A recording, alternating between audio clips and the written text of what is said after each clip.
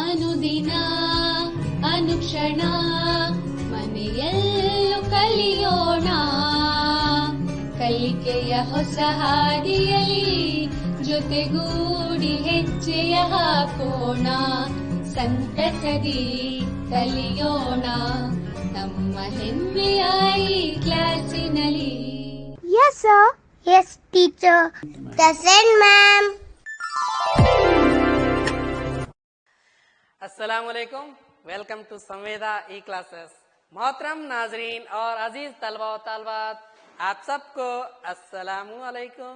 मैं महबूब पाशा, सरकारी आला दर्जाती आला इब्तदाई मदरसा उर्दू कल्लूरू, तालुका मानवी एनियाबी सिरवार और जिला रायचूर से आज इस ऑनलाइन क्लास में आप सबका दिल की गहराई से इस्तकबाल करता हूं. तो चलिए बच्चों, वेलकम टू संवेदा ई क्लासेस.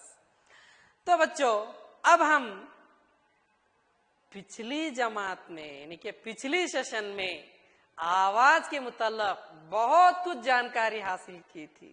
यानी कि आवाज हमारी जिंदगी में एक अहम किरदार अदा करती है. ये एक दूसरे के साथ मौसिलात में हमारी मदद करती है सुनने में. इसके लिए बहुत सारे एक्टिविटीज भी किए थे, हम याद कर लीजिए. चाहे तो आप अपने इस हमारे 8th स्टैंडर्ड की आवाज उस सबक के पिछले वीडियो को भी देख सकते हैं. तो आपको मालूम है नहीं आवाज कैसे पैदा होती है और आवाज एक दूसरे जरिए से कैसे सफर करती है. यानी कि आवाज कैसे पैदा होती है?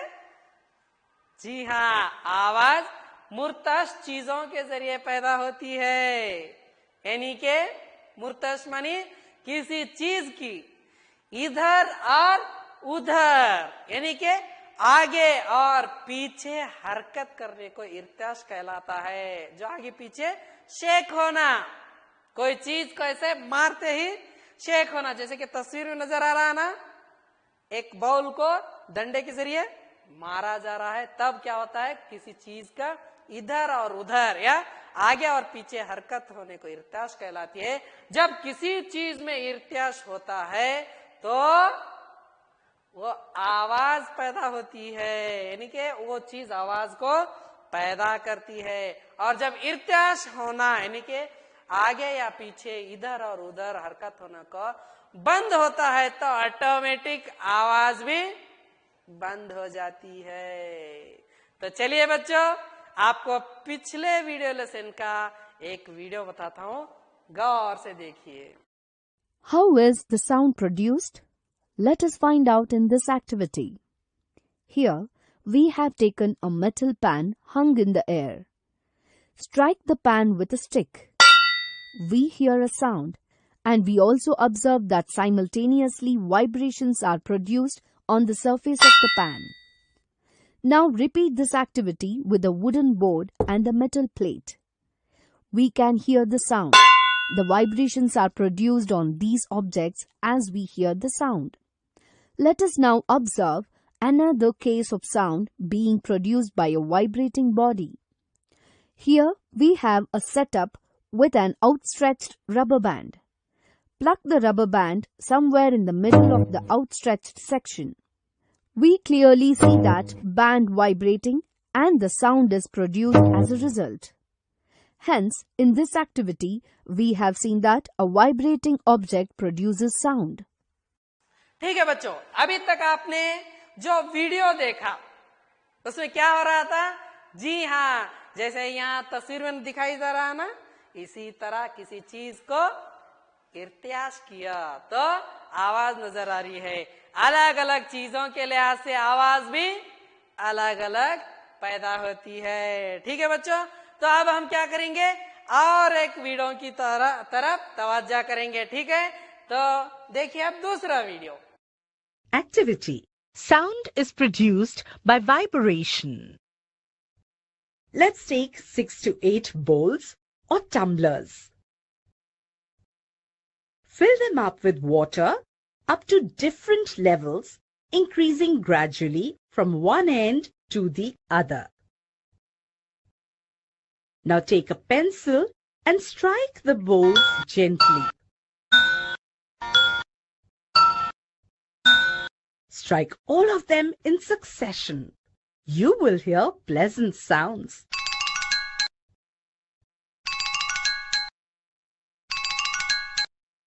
This is your own personal Jal Tarang.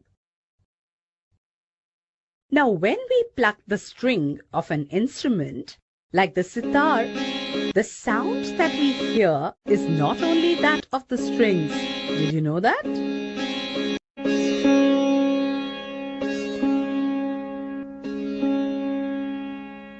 The whole instrument is forced to vibrate, and it is the sound of the vibration of the instrument that we hear.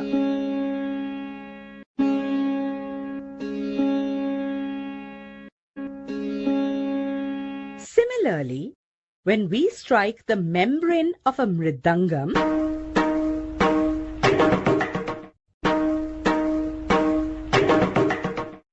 the sound that we hear is not only that of the membrane, but of the whole body of the instrument.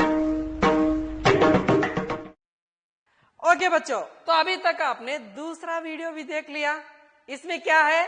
हाँ, कोई box के ऊपर एक दो pen को रखकर और rubber को डाल दिया गया है और उसको खींचकर छोड़ दिया जा रहा है, तो तब वो चीज इर्त्याश कर रही है आगे और पीछे, इधर और उधर हरकत होने की वजह से इर्त्याश हो रही है, और हरकत होने वाली चीज क्या है?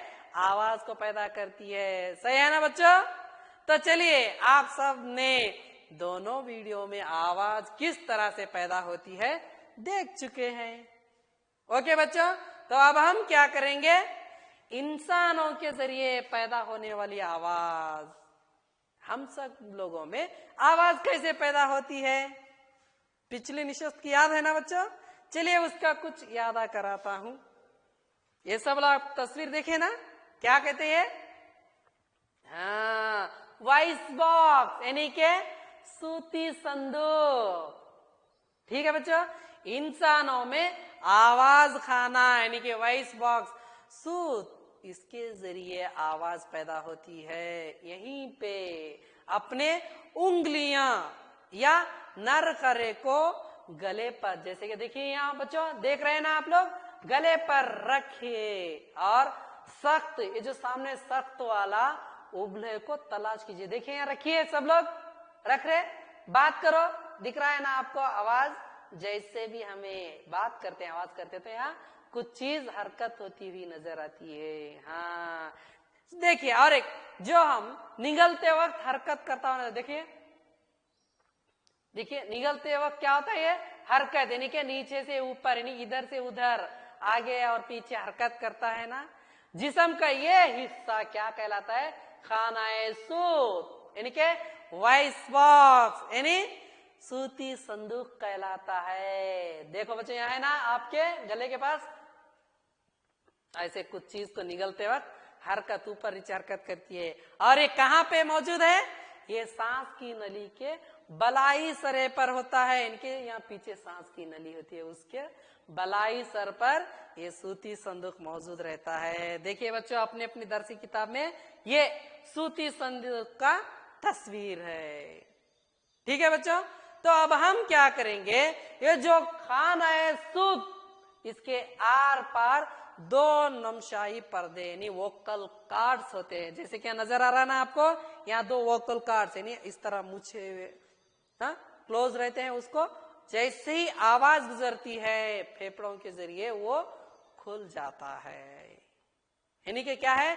दो वोकल कार्ड्स यानी नमशाई पर्दे इस तरह तने रहते हैं कि उनके बीच में हवा के गुजरने के लिए एक तंग झरी बन होती है, यानी कि एक छरी बन रहती है। और जब फेफड़ों से जो सांस लेते, उस फेफड़े हवा को जोर से उस झरी यानी कि छोटी परत होती है, झरी के बाहर निकालते हैं, तो गसाई पर्दे, ये जो गसाई पर्दे हैं नी वोकल कार्ड्स, ये गसाई पर्दों में इर्त्याश होने लगता है। यानी कि वो गसाई पर्दे में जैसे ही वोकल कॉर्ड सटते हैं तो वो गसाई पर्दे हरकत करना शुरू कर देते हैं। जैसे कि घर के बाहर कोई एक चीज, चाहे वो कपड़ा बाहर डालते हवा निकलते ही पट पट मारना शुरू करता है, उस तरह वो चीज फेफड़ों से निकली हुई हवा जो जोर से आती है तो उस वोकल कॉर्ड्स की जो गसाई पर्दा आता है वो हरकत करना शुरू कर देते हैं, यानी कि इर्त्याश होने लगता है, और जिसके जरिए हमें क्या है, आवाजें पैदा होने लगती है और हम जो अभी बात कर रहे हैं वो आवाज निकलती है। ठीक है बच्चों, तो क्या है ये जो सूती संदूक का नक्शा, ये तस्वीर है, इसमें दो गसाई पर्दे वोकल कॉर्ड्स पाए जाते हैं। उस वोकल कॉर्ड के बीच में जो हवा गुजरती है वहां पे एक छोटी सी झरी होती है। उस झरी के बाहर जैसे हवा जोर से निकल जाती है तो वो गसाई पर्दे इर्त्याश करना शुरू कर देते हैं और जिससे आवाज पैदा होने लगती है। ठीक है बच्चों, ओके, चलिए अब हम आगे बढ़ते हैं। ये जो आवाज है सूती संदूक यानी खाना सूत के जरिए निकलती है, तो आवाज की तरसील के लिए वसीले की जरूरत होती है। अब जो हम आवाज निकालते हैं वो आवाज आपको भी सुनाई देना है, एक जगह से दूसरी जगह गुजरना है तो उसके लिए वसीले की जरूरत होती है। यानी कि आवाज को सफर करने के लिए वसीले की जरूरत होती है और आवाज खुला में सफर नहीं कर सकती। देखिए, आवाज कभी भी खुला में सफर नहीं कर सकती, आवाज पानी में सफर करती है। जैसे कि आप तस्वीर देख रहे हैं, कोई लड़का पानी के अंदर घंटी को बजा रहा है और कान से सुन रहा है, यानी आवाज पानी में सफर करती है और आवाज ठोस चीजों में, अशिया में सफर कर सकती है। जैसे कि तस्वीर दूसरी देखिए, एक टेबल के ऊपर बच्चा कुछ आवाज कर रहा है, बजा रहा है और दूसरा बच्चा कान रखकर सुन रहा है। याद रखिए, आवाज की तरसील के लिए नहीं, आवाज एक जगह से दूसरी जगह सफर करने के लिए हमें वसीले की जरूरत होती है और वो वसीले आवाज पानी में सफर कर सकती है और दूसरी ठोस अशिया में सफर करती है, लेकिन खुला में सफर नहीं करती। ठीक है बच्चों, याद रखिए, आवाज खुला में सफर नहीं कर सकती, आवाज सिर्फ और सिर्फ पानी में सफर करती है और आवाज ठोस चीजों में सफर कर सकती है। ओके, याद रखिए और अपनी नोटबुक में दर्ज कीजिए। नेक्स्ट, हम आवाज को अपने कानों के जरिए सुनते हैं। कैसे सुनते हैं हम आवाज को? अपने कानों के जरिए सुनते हैं। तो उस कान के बारे में कुछ जानकारी हासिल करेंगे। देख रहे हैं ना आप कान की तस्वीर, कान कैसे, बैरोनी कान, अंदरूनी कान, दरमियानी कान, है ना? देखिए यहाँ pinna, ear canal, eardrum, middle ear, inner ear और यूस्टाचियन ट्यूब। ठीक है बच्चों, देखिए कान के बाहरी हिस्से की शक्ल खैफ नुमा होती है। दिख रहा है ना आपको? कौन सी शक्ल?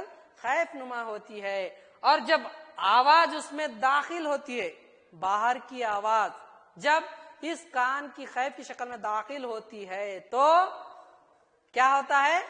ये एक नली से होकर गुजरती है। आवाज एक अंदरूनी, यहाँ जो कान का खैफ के जरिए नली के जरिए गुजरती है, ईयर कैनाल के जरिए गुजरती है, जिसके सरे पे एक पतली, कैसी, जिसके सरे पे यहाँ है ना एक ईयर ड्रम है ना, जिसके सरे पर एक पतली झल्ली उस पर गिरती रहती है, वहां पे गिर जाती है, आवाज वहां पे पहुंच जाती है। उसे कान का पर्दा कहते हैं, जो पतली झर्री की तरह है। यहाँ दिख रहा है ना आपको तस्वीर में, ये जो एक नली से गुजरकर, कान की नली से गुजरकर यहाँ पे एक पतली सी झर्री पर पहुंचती है और उसको हम कान का पर्दा कहते हैं, जिसको अंग्रेजी में ईयर ड्रम कहते हैं। ये एक अहम काम अंजाम देता है ईयर ड्रम। क्या? ये जो कान का पर्दा है अहम काम अंजाम देता है। कान का पर्दा इर्त्याश को अंदरूनी कान में भेज देता है। जो कान के पर्दे के जरिए आवाज गुजरती है वो हरकत कर इर्त्याश को कहाँ पे भेजता है? जो अंदरूनी कान यानी इनर ईयर है ना, अंदरूनी कान तक भेज देता है।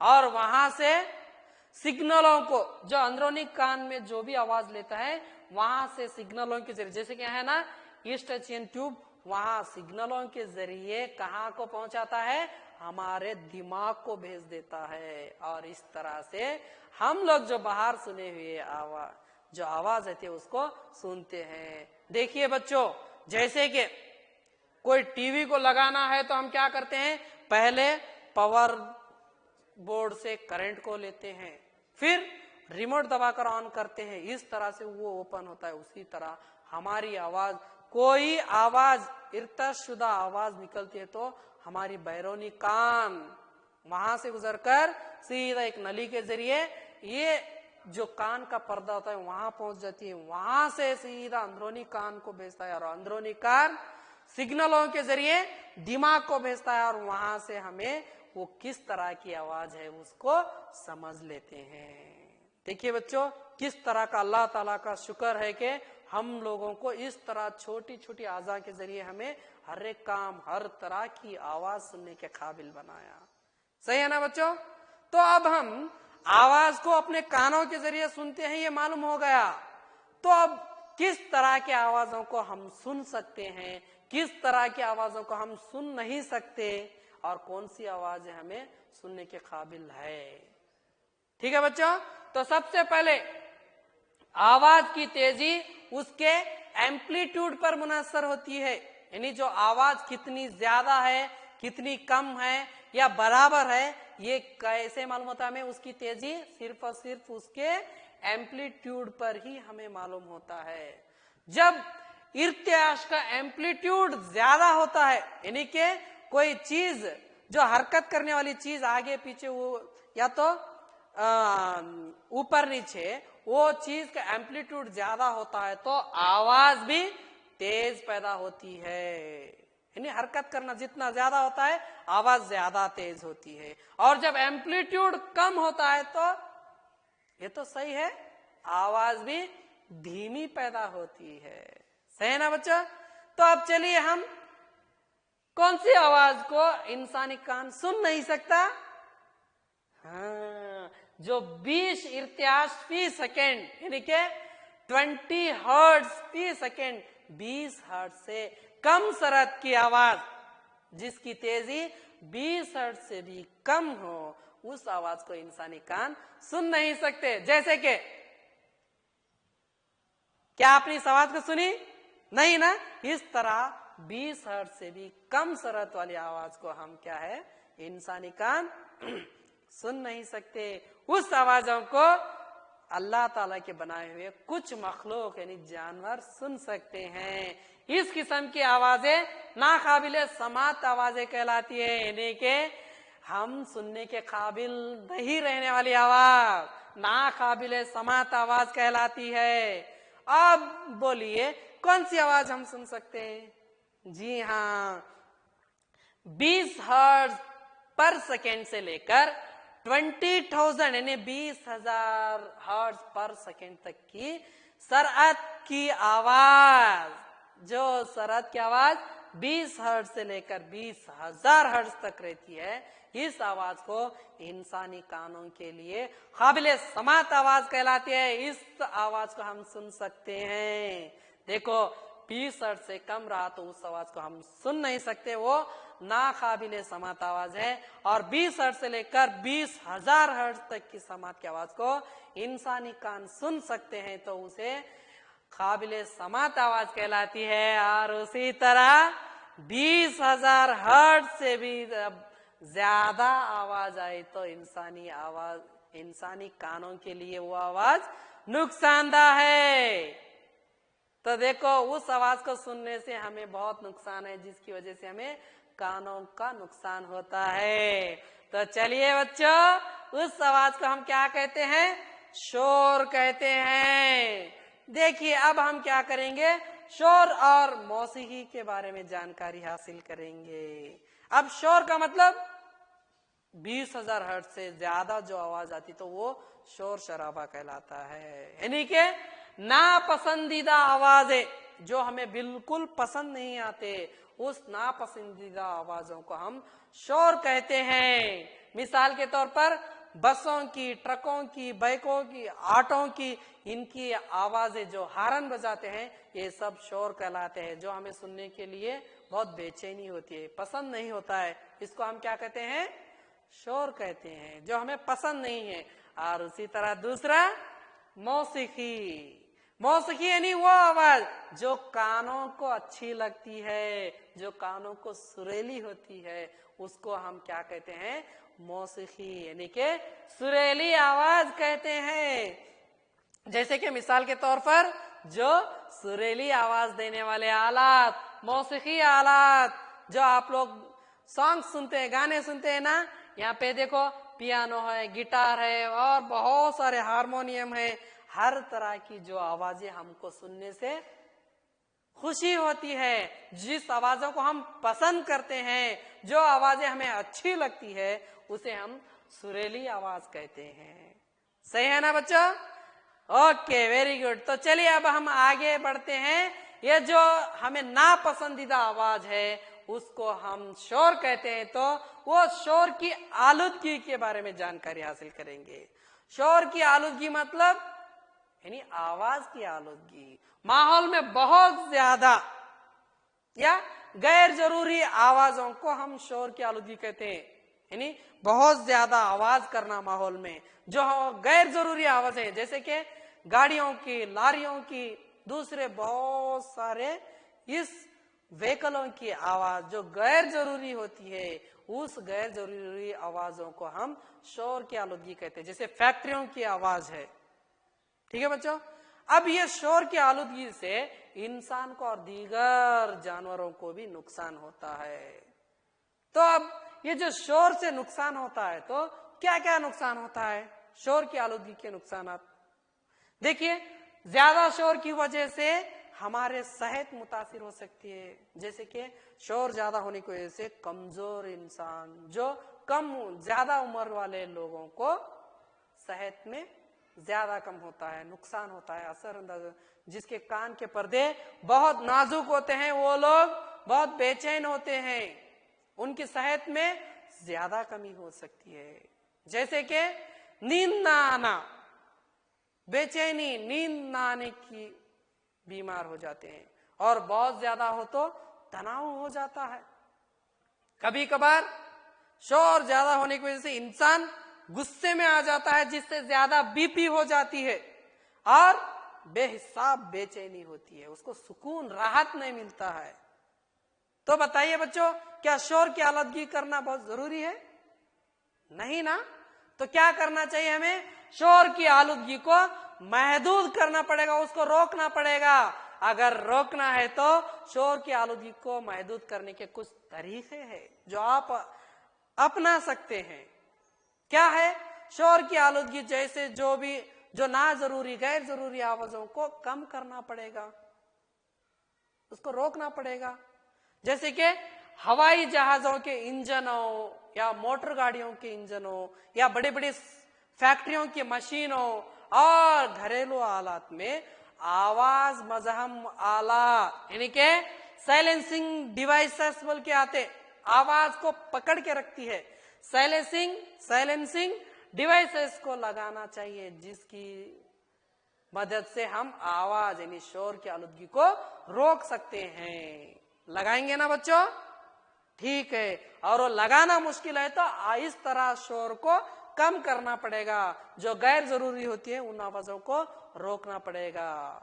ठीक है बच्चों, देखिए हवाई जहाजों के इंजनों में साइलेंसिंग डिवाइसेस लगाते, मोटर गाड़ियों में साइलेंसिंग डिवाइसेस लगाते, सनअती मशीनों में, बड़े बड़े फैक्ट्रियों में भी साइलेंसिंग डिवाइसेस को लगाया जाता है और घरों में भी लगाया जाता है। तो ठीक है बच्चों, अब क्या करेंगे हम? अभी तक जिसके बारे में हम जानकारी हासिल कर चुके हैं आवाज के बारे में, उसके कुछ सवालात पूछूंगा। ठीक है, तो चलिए जल्दी जल्दी से सवालात के जवाब दीजिए। नंबर 1, सही जवाब का इंतखाब कीजिए। यहाँ कुछ 4 मल्टीपल चॉइसिंग क्वेश्चंस है, सवाल के 4 जवाब आते हैं, उसमें सही जवाब को चुनना है, इंतखाब करना है। नंबर 1, आवाज सफर कर सकती है किसमें? सिर्फ गैसों में, नंबर 2 सिर्फ ठोस अशिया में, नंबर 3 सिर्फ रकीक अशिया में, नंबर 4 ठोस, रकीक और गैस अशिया में। कौन सा सही जवाब? यस, सही जवाब ठोस, रकीक और गैस अशिया में आवाज सफर करती है, सिर्फ खुला में सफर नहीं करती। ओके बच्चों, चलिए अब हम दूसरे सवाल की तरफ तवज्जो देंगे। क्या है? मंदरजा झैल में से किसी आवाज की शरारत सबसे कम होती है। जो आपने पहला वीडियो देखा ना, उसके लिहाज से सबसे कम आवाज देने वाली चीज अशिया कौन सी है? नंबर 1 छोटी लड़की की कम आवाज, नंबर 2 छोटे लड़के की आवाज, नंबर 3 आदमी की आवाज, नंबर 4 औरत की आवाज। किसकी? जी हाँ, आप सब लोग ने घरों में देखा है ना, आदमी की आवाज सबसे कम आवाज होती है, क्योंकि उनकी आवाज मोटापन रहता है। बच्चों की सबसे ज्यादा। सही है ना बच्चों? चलिए अब हम तीसरा सवाल की तरफ तवज्जो। तीसरा सवाल, हर्ट्ज, इसकी अलामत क्या है? जो आवाज की हर्ट्ज, कौन सी आवाज हम सुन सकते हैं, नहीं सुन सकते, सुनने की काबिल है, सब देखे ना। कौन सा? Number 1 H Z, number 2 Z H, number 3 metre M, number 4 dB decibel. कौन सी? जी हाँ, शाबाश। कौन सा? हर्ट्ज, HZ है। Very good. अब हम क्या करेंगे? चौथा सवाल, औरतों में गसाई पर्दों की लंबाई तकरीबन डैश मीटर होती है। जो पिछली निशस्त में सवाल पूछा था, औरतों में कितनी होती है उनकी गसाई पर्दों की ओकल कार्ड्स की लंबाई कितनी होती है? Number 1 20 millimetre, number 2 5 millilitre, number 3 10 millimetre, number 4 15 millimetre. कितनी? वेरी गुड, जवाब है कितने? 5 मिलीमीटर। शाबाश। तो चलिए अब हम आगे सवाल की तरफ देखेंगे। मंदरजा झैल बयानात में दुरुस्त बयान के सामने सही, राइट मार्क या सही, और गलत बयान के सामने गलत या तो एक्स मार्क लिखिए। नंबर 1, आवाज खुला में सफर नहीं कर सकती। क्या है जवाब?